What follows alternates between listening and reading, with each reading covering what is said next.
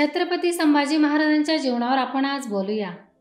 छत्रपती संभाजी महाराजांचा जन्म 14 मे 1657 रोजी किल्ले पुरंदर येथे झाला. छत्रपती संभाजी महाराज लहान असताना त्यांच्या आईचे निधन झाले. त्यानंतर शंभूराजांचा सांभाळ जिजामातांनी केला. राजपुत्र असल्यामुळे संभाजी महाराजांना रणांगणावरील मोहिमा आणि राजकारणातील डावपेच याचे बाळकडू त्यांना लहानपणीच मिळाले. सावत्रआई पुतळाबाई यांनी संभाजी महाराजांना आईची माया दिली. अनेक उपलब्धी नोंदीनुसार संभाजी महाराज हे अत्यंत देखणे व शूरवीर असे युवराज होते. ते अनेक भाषांमध्ये पारंगत, अनेक विद्यांमध्ये विशारद असे अत्यंत धुरंधर राजगाणी होते. सन 1672च्या सुमारास हिंदुस्थानात प्रवेश करणाऱ्या फ्रेंच प्रवाशाने संभाजी महाराजांचे वर्णन लिहून ठेवले आहे. ते म्हणतात, युवराज लहान असले तरी त्यांच्या वडिलांप्रमाणे त्यांच्या कीर्तीस साजेसे असे रूप होते. युद्धतरबेज झाले असून वयोवृद्ध सेनापतींची बरोबरी करून ते युद्धास तयार झाले आहे. त्यांचा बांधा मजबूत असून ते रूपवान आहेत. त्यांचे सौंदर्य सैनिकांसाठी आकर्षणाचे केंद्र असून ते त्यांच्यावर खूप प्रेम करतात. ते शंभूराजांना शिवरायांसारखाच मान देतात. शंभूराजांच्या हाताखाली लढण्यामध्ये त्यांना विशेष धन्यता वाटते. शंभूराजे हे शस्त्र आणि शास्त्र या विद्येमध्ये पारंगत होते. छत्रपती संभाजी महाराजांनी 14व्या वर्षी बुधभूषण हा ग्रंथ लिहिला. संस्कृत सोबतच अन्य 8 भाषांवर त्यांची चांगली पकड होती. छत्रपती शिवाजी महाराजांच्या मृत्यूनंतर 16 जानेवारी 1681 रोजी रायगड किल्ल्यावर संभाजी महाराजांचा अभिषेक सोहळा पार पडला आणि ते स्वराज्याचे दुसरे छत्रपती झाले. औरंगजेबाच्या विशाल सेनेसमोर संभाजी महाराजांनी मोठ्या बहादुरीने मोगलांचा सामना केला आणि अनेक लढाया जिंकून स्वराज्य अबाधित ठेवले. औरंगजेबाला महाराष्ट्रातील युद्धांमध्ये व्यस्त ठेवल्यामुळे उत्तर भारतातील अनेक राज्यातील शासकांना आपले राज्य स्थापन करण्याची संधी त्यांना मिळाली. परंतु पुढे मराठ्यांच्याच फितुरीमुळे मुकरब खानने धोक्याने संभाजी महाराजांना आणि कवी कलश यांना बंदी केले. औरंगजेबाने त्यांना असह्य अशा वेदना दिल्या. संभाजी महाराजांनी त्या यातना सहन केल्या, पण मुघलांपुढे त्यांनी आत्मसमर्पण केले नाही. संभाजी महाराजांनी मराठ्यांना बळ दिले, त्यामुळे मराठ्यांची शक्ती मजबूत झाली. त्यांचा पराक्रम, त्याग, वीरता, बलिदान हे मराठ्याच्या मातीला विसरणे शक्य नाही.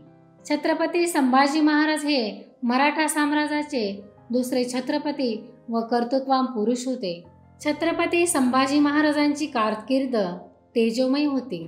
छत्रपती शिवाजी महाराजांनंतर स्वराज्याची धुरा सक्षमपणे आपल्या हातात घेऊन संपूर्ण हिंदुस्थानाला तोंडात बोटे घालायला लावणारा संभाजी महाराज, संपूर्ण हिंदुस्थानाला तोंडात बोटे घालायला लावणारा पराक्रम संभाजी महाराजांनी केला.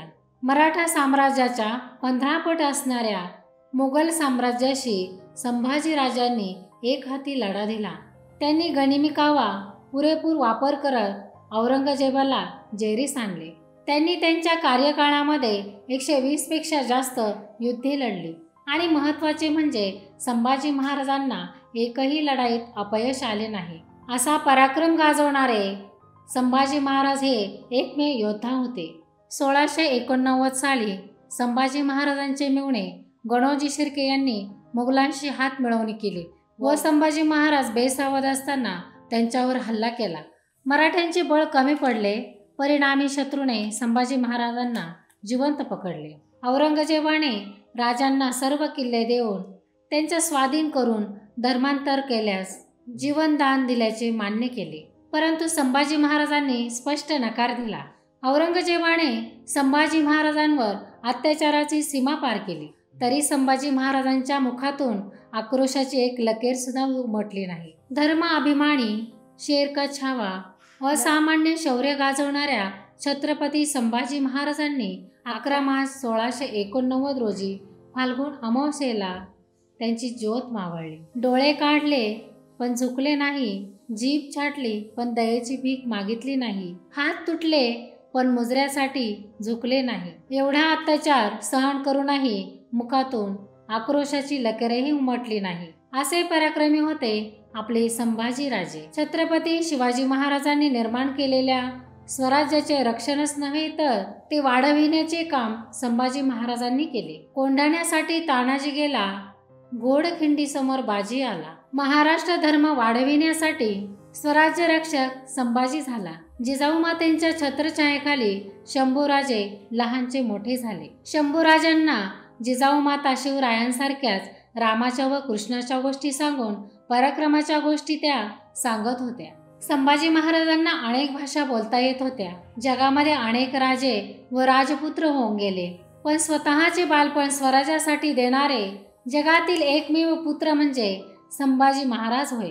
म्हणूनच म्हणते की पुत्र व्हावा ऐसा त्याचा तिन्ही लोकी झेंडा, मोडेल पण वाकणार नाही असा त्यांचा बाणा होता. म्हणूनच औरंगजेबाच्या दरबारात ते बादशाला म्हणतात की तुमच्या दरबारात माझ्या लायकीचा एकही मल्ल नाही. असे होते संभाजी महाराज सिंहाच्या छाव्यासारखे. शेवटी एवढेच म्हणते की शब्द पडतील अपुरे अशी शंभू महाराजांची कीर्ती. राजा दिसे शोभून जगती, अवघ्या जगाचा छत्रपती. पुन्हा एकदा छत्रपती संभाजी महाराजांना त्रिवार अभिवादन करते. ज्यांचा इतिहास वाचताना अंगावर काटा येतो, ज्यांचा इतिहास वाचताना प्रत्येकाच्या डोळ्यासमोर साक्षात एक आकाशापेक्षाही भली मोठी प्रतिमा उभी राहते, ज्यांचा पराक्रम पाहून भीमा इंद्रायणी सुद्धा गहिवरल्या.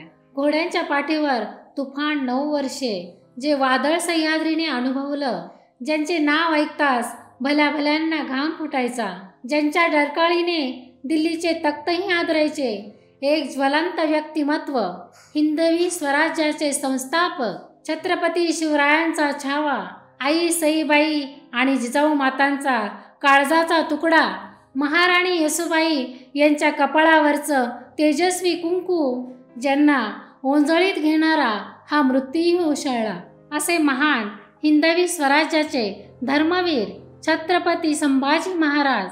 एवढी प्रचंड ताकद त्यांच्या नावामध्ये आहे. छत्रपती शिवरायांच्या पोटी संभाजीराजे जन्माला आले, तर संभाजी महाराज हे शिवरायांसारखेच का, तर त्यांनी ते संस्कार आत्मसात केले.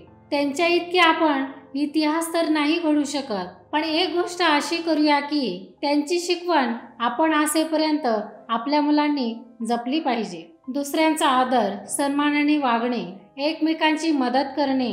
जिजाऊ माता खरंच किती महान, कितीतरी युगे जातील, पण जिजाऊ मातेंची शिकवण आणि हा इतिहास पुन्हा कधीही घडणार नाही. पण जिजाऊ मातेंची शिकवण आणि इतिहास आपल्यासाठी जिवंत राहील, जिवंत राहणार आणि जिवंत आहे.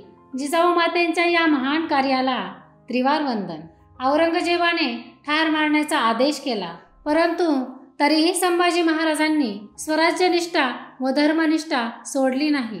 अखेर 11 मार्च 1689 रोजी भीमा आणि इंद्रायणी नदीच्या संगमावरील तुळापूर येथे त्यांची हत्या करण्यात आली. ते सदैव प्रजेला मदत करणारे, प्रजेच्या संरक्षणाची व पालनपोषणाची जबाबदारी व काळजी घेणारे राजे होते.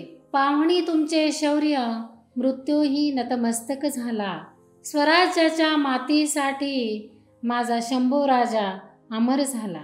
किती बोलावे छत्रपती शिवाजी महाराजांविषयी आणि किती बोलावे छत्रपती संभाजी महाराजांविषयी आणि किती बोलावे त्या जिजामातांसाठी, शब्दही कमी पडतात. अशा या धन्य जिजामाता, धन्य शिवराय आणि धन्य संभाजीराजे यांना त्रिवार वंदन, शतशः कोटी कोटी प्रणाम. भारत माता की जय. धन्यवाद.